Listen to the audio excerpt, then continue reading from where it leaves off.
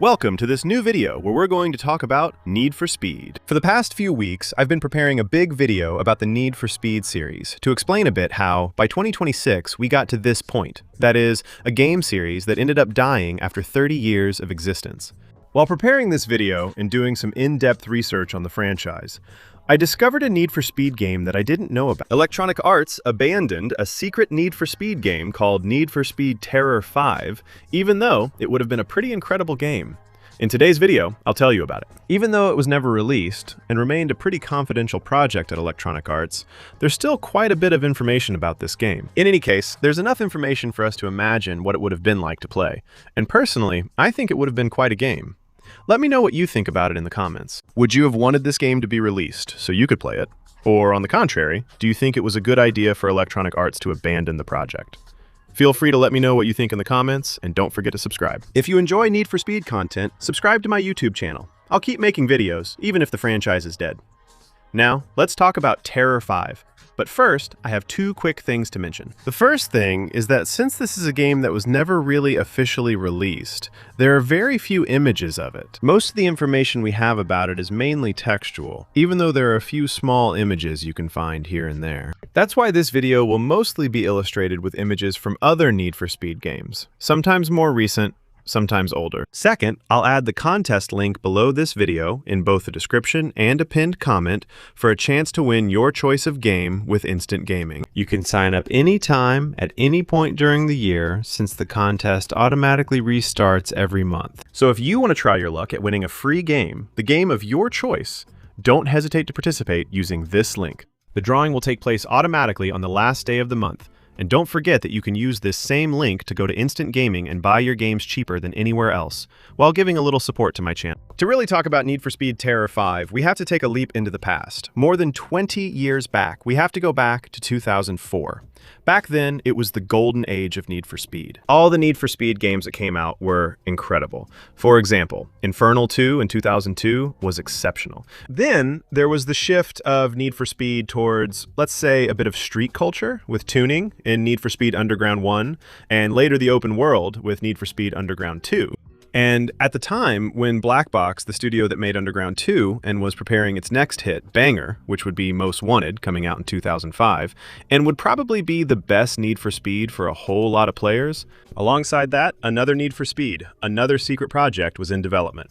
Its name was Need for Speed Terror 5. Later in this video, we'll discuss why it was canceled and never released. There's a very good reason for it. Still, the game's development was advanced enough that traces of it can still be found on the internet. You can find prototype demos, images, videos on YouTube, or you can see its map, several game interfaces, menus, logos, even cutscene videos.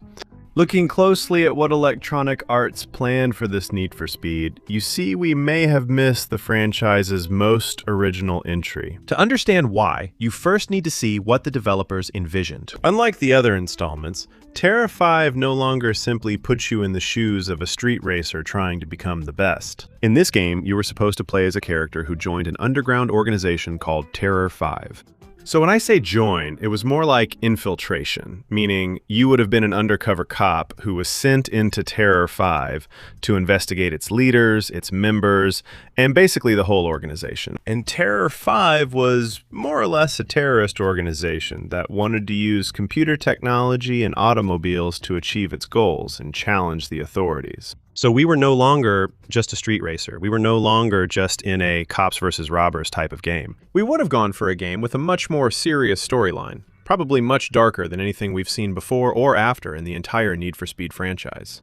Everything we can learn about the game's progression system that was envisioned shows that the game didn't really rely on races that much. In fact, there wasn't even really a racing system. It was more of a Need for Speed, where you would do driving missions with cars that were more or less modified. What's also quite interesting is that this was years before the release of the first Watch Dogs game, which is probably the first major mainstream game that used technology throughout its story as a real tool to achieve its goals. Watch Dogs came out in 2014, and yet, 10 years earlier, in Terror 5, technology already played a major role and was used as a gameplay mechanic. In almost all the development videos, you can see cameras, interactive maps, video feeds, and hackable computer control systems. The city was fully connected, and unlike the old Need for Speed games where you just had to outrun the police, Terror 5 really wanted to make this surveillance a true gameplay mechanic.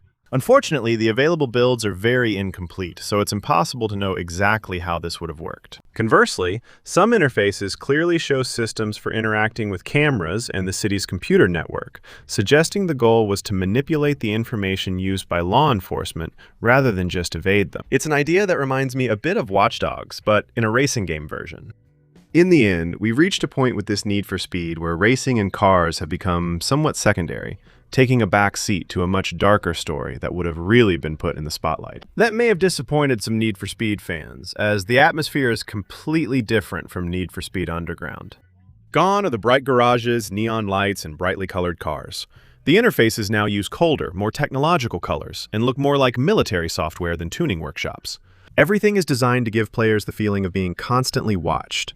The map, found in several prototypes, also suggests that the city was supposed to play a much bigger role than in previous installments. Sectors, markers, different layers of information. Unfortunately, since much of the data is gone, because Electronic Arts worked hard to remove it from the internet, it's impossible to know exactly how this environment would have worked. But it was totally different from what we had before in Underground 2. The same goes for the cars. Very little information has survived. The available bubbles mostly used temporary models, which were probably meant more for development than for actual gameplay. No official car list has ever been found, even though there's a good chance we would have had licensed cars. Back then, car manufacturers were much less hesitant than in 2026 to grant their rights and brands to video games, even when the scenarios were a bit, let's say, borderline. We can still assume, given the game's development period, that we would have found cars pretty similar to those in Underground or Most Wanted. Cars, let's say, with average performance from the early 2000s. It's a game that actually got far enough in development for us to see prototypes, images, and videos. That means there was something playable available at some point. Proof that Electronic Arts genuinely tried to support this game at the time. There are two main reasons why Electronic Arts abandoned the project along the way, and why we never got to play this Need for Speed Terror 5. The first reason is, well, its story. Actually, it's a game whose development would have started only a few months after, or at least the project would only have begun a few months after the events that took place in the United States in September 2001. If you know what I mean. I'm not going to say it exactly because the YouTube algorithm doesn't really like it, but I think you get where I'm going with this.